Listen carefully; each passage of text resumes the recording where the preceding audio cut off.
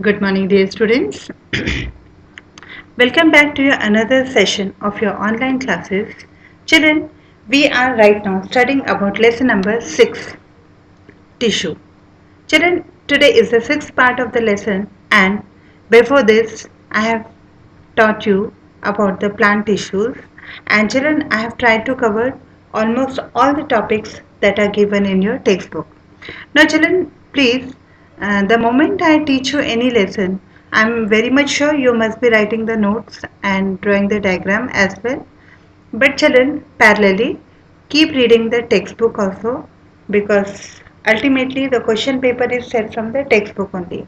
And it's my 100% trial that I cover all the topics that are given in your textbook. Okay.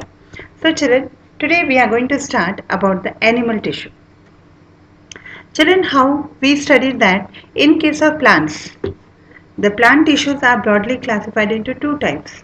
But here, the classification and study of animal tissue is very much different as compared to the plant tissues. And children, the plant tissues that I am discussing, they are the tissues that are found in a mammal. Okay. Now, mammal are the animal that give birth to their young ones. So all the tissues that we are going to study, in fact, most of them are found in human body also, because we are also mammal.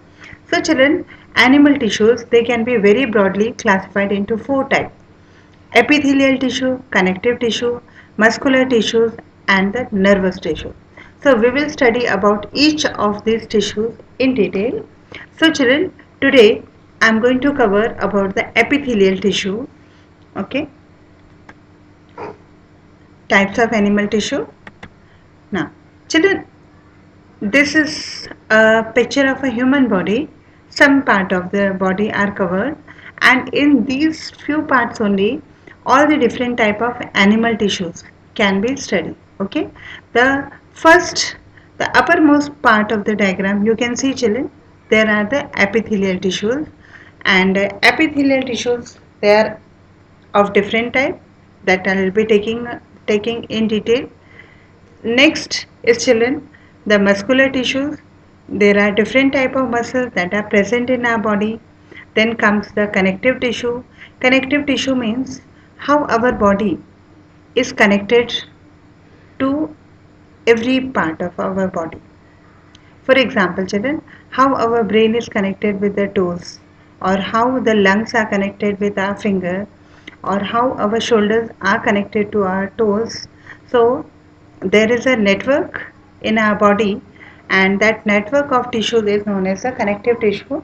How you are connected with your friends with the help of WhatsApp, Instagram, Facebook. Same way, our body also, these are the connective tissue. And children, nervous system, the brain and the spinal cord, they are made up of nerve cell or the nervous tissue. So we'll be taking about each of them in detail. So let's start with the epithelial tissue. If we look at the name itself, epi means the outermost part. And so children, same word was there in epidermis in case of plant protective tissue. So similar words start with the animal tissue, epithelial tissues.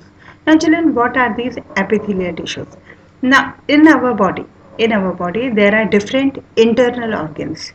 Internal organ means those organs which cannot be seen with our naked eyes.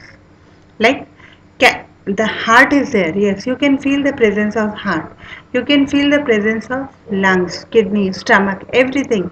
All these internal parts, you can feel their presence, but children, you cannot actually see them.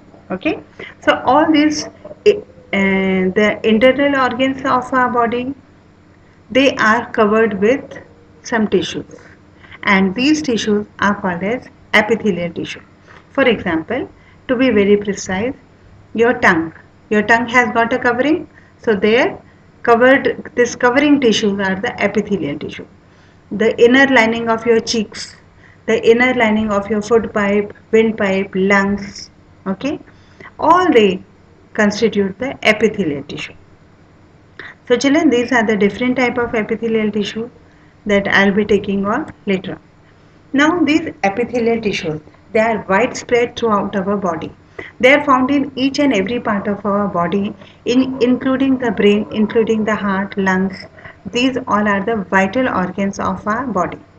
They form covering they form covering structure of our body surface, line our body cavities and our hollow organs. Hollow organs, just now I told you, stomach, foot pipe, windpipe, kidney, heart, lung, okay, large intestine, small intestine, the different endocrine glands, they all are hollow from inside. And they also constitute major part of the glands. Now children, you remember endocrine system that you have studied in 8th standard. And these tissues, they are found to perform various type of functions.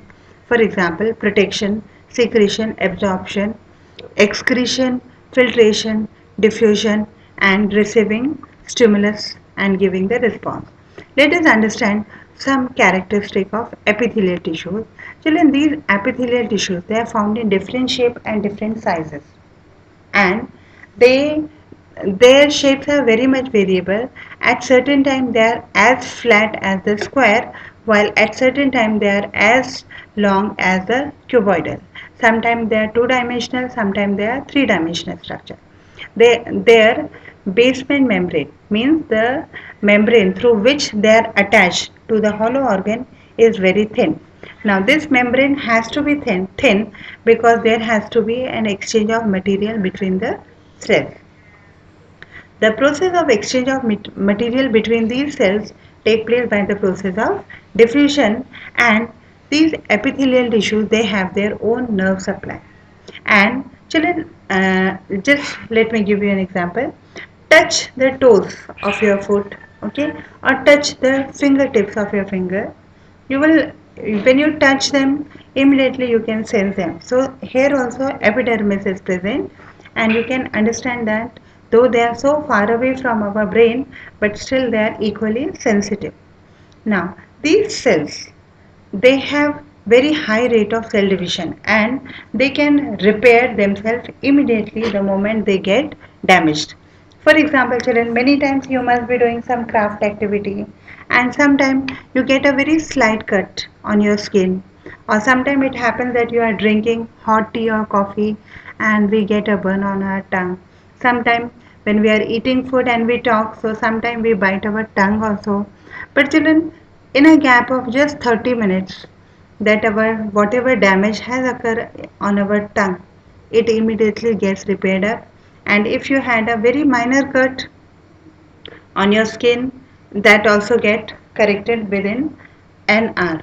Okay, so now our next topic is what is the function of epithelial tissue. Now based on the location, epithelial tissue perform different functions. If they are present in the stomach, they will do the process of secretion. If they are present in the lungs, they will help in the absorption process. In case they are present in the kidney, they will help in the removal of waste. Okay. So children, depending on where they are placed, they perform different function. So first is it protects the cell which are present below it against wear and tear, invasion of pathogen and toxin. Okay. Now just do one thing, children. Stretch your mouth as much as you can. Okay, say ah and try to open your mouth as much as you can. Now when you stretch it to the maximum, what happens? The epithelial tissue which are present inside, they they get broken up, but they, just now I told you, they repair also very fast. They do not allow any pathogens to enter our body, and they also protect our body from the toxin which are present sometime in the air, sometime in the food, and sometime in the water. And these, since I told you that their membranes are very thin, so they help in the easy exchange of molecule between the underlying cell. They are responsible for secretion of hormones. I told you, children, this endocrine gland, there was a big lesson about it in your 8th standard, and you have studied about it. In our digestive system, children, there is a continuous secretion and absorption of various hormones and digestive juices. So that is also taken care by the epithelial tissue. And some of the epithelial tissue, they perform the process of receiving the sensation and giving the response. And sometimes this epithelial tissue, they also help in sensation of odor. Now what is this sensation of odor, children? In your nose, at the end of your nose, nasal point, children, some hair-like structure are present. Okay, these hair actually they help to remove the dust particles that are present in the air that we breathe in. But again, if we go further, there are some special epithelial tissue which help us to smell. And you know, nose is one of the very sensitive sense organ of our body. Now, what are the different type of epithelium tissue? Let us understand. Now, children, I told you just now that based on their location, shape, they are divided into mainly three types. So, let us understand what are these. First is simple epithelium. Simple epithelium, it consists of a single layer of cells. Stratified epithelium, here there are many layers of cell and all these layers of cell are epithelium only. Pseudo stratified epithelium. Now children, pseudo means false. So they are not actually stratified epithelium, but they look like to be stratified. Means actually there is only one layer of cell, but the arrangement of the cell is done in such a way that we feel that these are stratified epithelium. Now children, simple epithelium tissues, based on their structure, they are divided into three types. They are of three types: squamous, cuboidal and columnar. You must be wondering about these different and new names, but keep learning them. You will also get acquainted with all these new names very soon. Now children, depending on the structure, they have got their name. Okay, if you study the word squamous, so here we get a word square.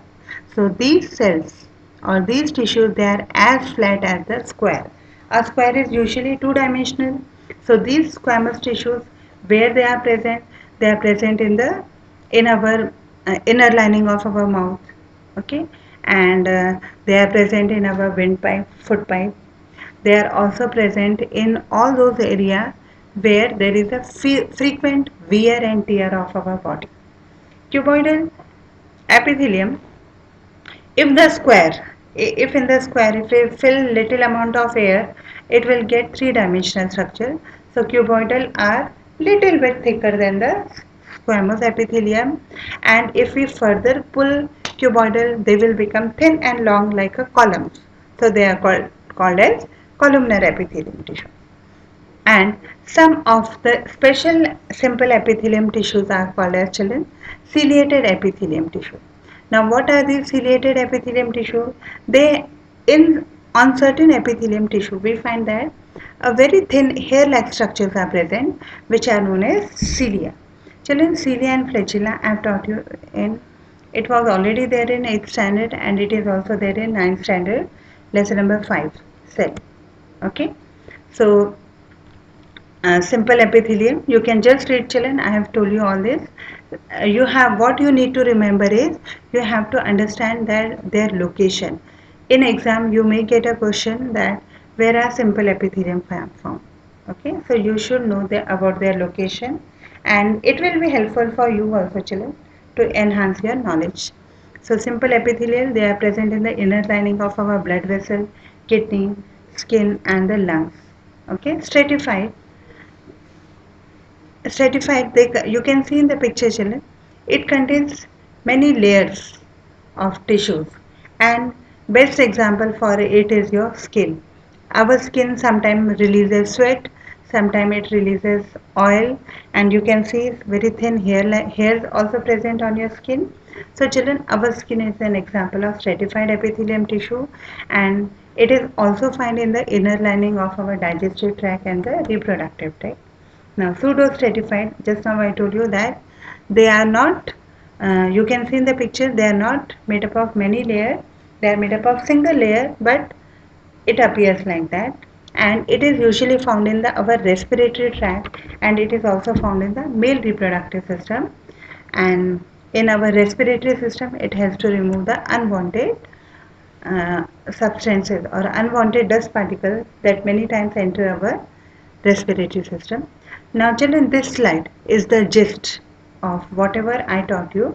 So simple epithelium tissues can be classified as simple squamous, simple cuboidal, simple columnar, pseudo-stratified columnar epithelium, stratified squamous epithelium, and some specialized cells are also there which are known as keratinized, parakeratinized, and transition. You can see your hair children, your nails, they are also some adaptation of your epithelial tissue, but you need not study about this keratinized, parakeratinized, and transitional epithelial. You will study about them in your higher class. So children, I hope you must have enjoyed today's session and learned about a new type of animal tissue which is equally found in our body. So please observe your body also and try to understand and relate the lesson. So it will be easy for you to understand and learn. Thank you children. Please write down the notes and also draw the diagram and take care of yourself.